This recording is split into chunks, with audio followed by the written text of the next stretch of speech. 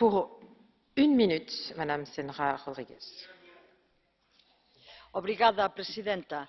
A señora Comisaria diz que os estudos non son conclusivos, mas é verdade que há estudos que apontan a impactos negativos sobre a saúde, a agricultura, a seguranza rodoviaria e tamén sobre a redución da cuantidade e da cualidade do sono.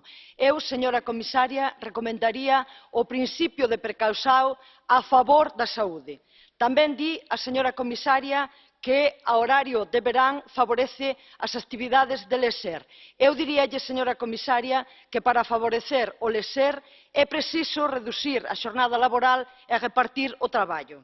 Por outro lado, en cuanto á poupanza da enerxía, un dos argumentos moito importantes apresentados para xustificar estas mudanzas tamén semella ser insignificante.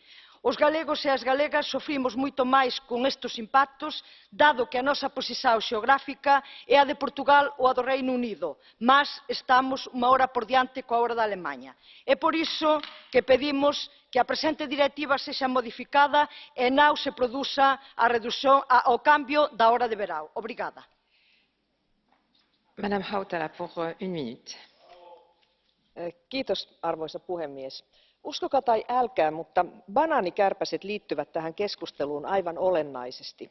Nimittäin viimevuotisen lääketieteen Nobelin palkinnon voittajat Hall, Rosbash ja Young tutkivat banaanikärpästen